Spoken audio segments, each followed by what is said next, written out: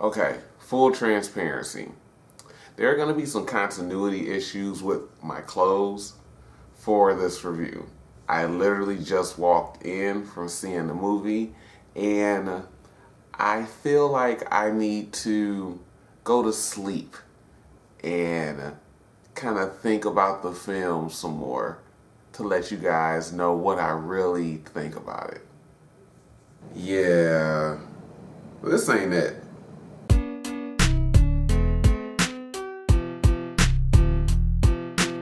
What's up, guys? It's Courtney, one half of the Brothers Deconstruction here, and I'm bringing you my review for The New Mutants. Obligatory spoiler warning, by the way.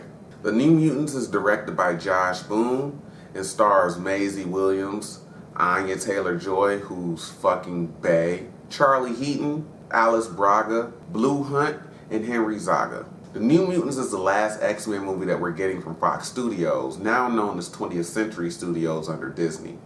It was supposed to come out in 2018, which would have made Dark Phoenix the last X-Men movie from Fox, but The New Mutants has been delayed so often we never even expected it to come out. I'll get to some rumblings I've heard regarding that later. The New Mutants opens with a tornado hitting the reservation of Danny Moonstar, played by Blue Hunt. She runs away and ends up getting knocked out after she falls down a hill and hits her head on a rock. She wakes up in a hospital, again, notice the air quotes, and meets a group of other young mutants being helped by Cecilia Reyes. The movie is essentially about the fight for Danny's soul and escaping the facility. Let's get some things about production out of the way because I think it gives us insight about the movie. Some of the information about the delays of the movie are all over the place.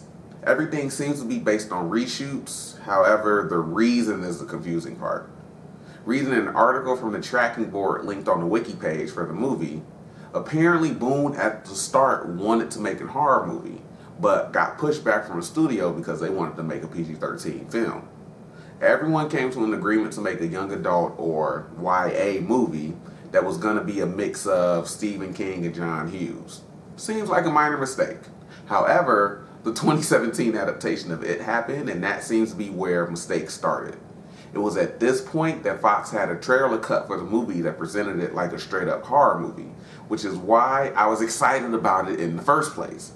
Because of the trailer being so well received, Fox backtracked on using 3 days of planned reshoots to finish the YA movie that was agreed upon in order to change course and make a straight-up horror movie, which is what they rejected in the first place.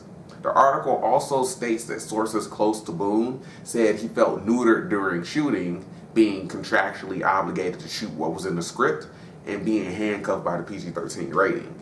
There's an interesting tidbit as well that says the second half of the movie is locked in place, but the first half needs work and will likely get more horror elements added to it by Boone. Don't worry, I'll come back to this later. Rumors regarding villains, delays due to finishing effects, a possible confusing misinterpretation of Boone stating no reshoots were done at all, and the Disney acquisition are all some of the things that you will read on the wiki page for the movie, but I don't want to go over those because, one, it's all confusing as hell. Two, it'll make the video about 30 minutes and turn this into a behind the scenes video rather than a review of the movie. Check out the wiki page if you're curious because this seems like one of those movies where the production is way more interesting than the movie itself. And with all that being said, The New Mutants is boring as hell because it doesn't have a clear-cut identity. Now, remember when I said that article stated the first half of the movie needed work, but the second half was locked in place? Yeah, you can tell. The first half of the movie is Dr. Reyes having group sessions and trying to figure out Danny's power. It's very obvious early on that this isn't a real hospital, and you know that even if you didn't watch the trailer that gives away Dr. Reyes being up to something. There's even a quote by Ilyana in one of the trailers where she says, "This isn't a hospital, it's a cage." This isn't a hospital, it's a cage. Do mental institutions really have solitary confinement cells? Because if they do, somebody please let me know. There are also no scares in the first half of the movie, and when they do come in the second half, they're too busy downplaying the horror for heartfelt moments. I also think the way some of the scary moments are shot kind of nullify the immersion, making them less scary. you'd also be too bored to really be invested anyway. Now the second half picks up pace a little bit in about the last 15 minutes, where treated to elevated action, but at that point it comes too late and you wonder where it was earlier in the movie. And that's also a bad thing and a result of the movie not having a clear idea of what it wants to be. They really do try to balance out it being a horror movie or a superhero movie, and it ultimately hurts as a result. The mashup of Stephen King and John Hughes is notable too through the characters. They give everyone the stereotypical archetypes, and you can tell right off the bat. Danny is the new kid, Rain is a religious kid, Sam is the country kid, Roberto is a rich asshole, and Ilyana is the snarky mean girl. And Jesus Christ, do they hammer these traits home. I will give it to them though for making Danielle and Rain kiss and become an item, which is a flip on their comic counterparts where they're good friends and share a mental link with each other. But I just toss this up to hormonal teenagers being locked up in the same building as one another. Ilyana also makes racist Native American jokes towards Danny, even calling her Pocahontas at one point, which I actually thought was kind of funny because I understood that reference. But it was ultimately unnecessary and went too far over the line for the mean girl trope. They also kind of made Ilyana crazy, as she has this hand puppet that she talks throughout the movie named Lockheed, after the pet dragon of X-Men member Kitty Pryde, which we then find out later that Lockheed is basically Ilyana's pet dragon, and that it's real in this weird limbo universe between our world and hell that she teleports between. The acting overall is fine. I didn't really like Blue Hunt's portrayal of Danny. There were moments where her line readings weren't convincing, and this definitely doesn't help the movie being framed around her and figuring out her powers. Maisie Williams and Anya Taylor-Joy do the best in their roles. And I also like Charlie Heaton's country charm as Sam, which is more impressive when you find out he's British. I was literally today years old when I found that out, by the way. Henry Zaga is okay as Roberto. The effects are shoddy as well as some places, and certain angles of the Smile Man or Demon Bear just look clearly computer generated.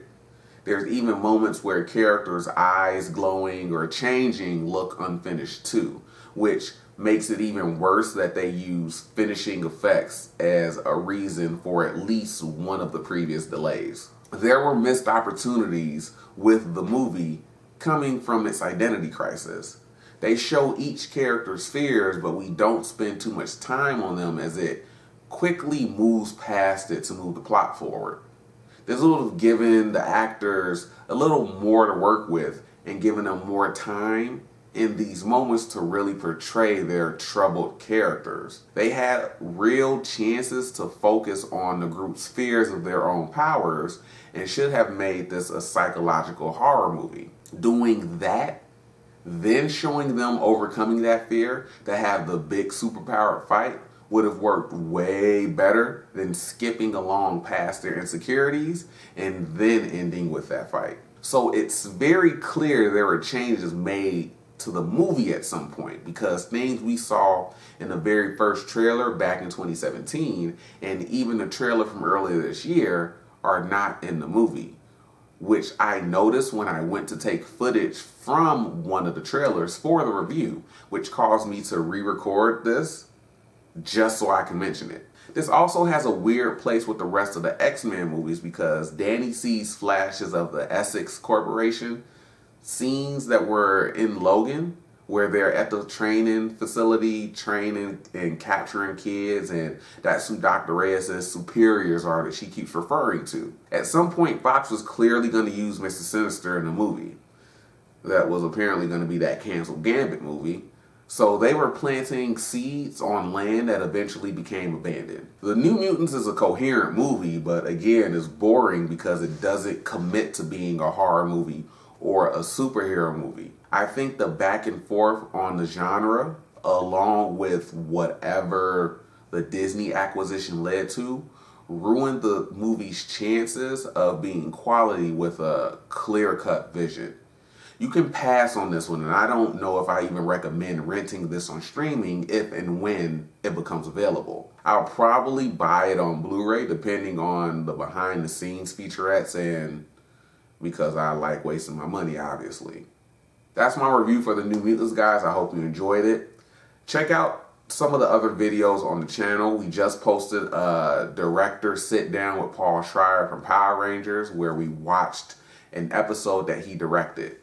Check out the other videos on the channel as well. And next week I might be doing a review for Tenet, although that's a movie that I really just want to go in and enjoy. So it depends on how I feel after I walk out the theater. As always, I appreciate the support, whether it's 1, 5, 10, or 100 views. I'll catch up with you guys later.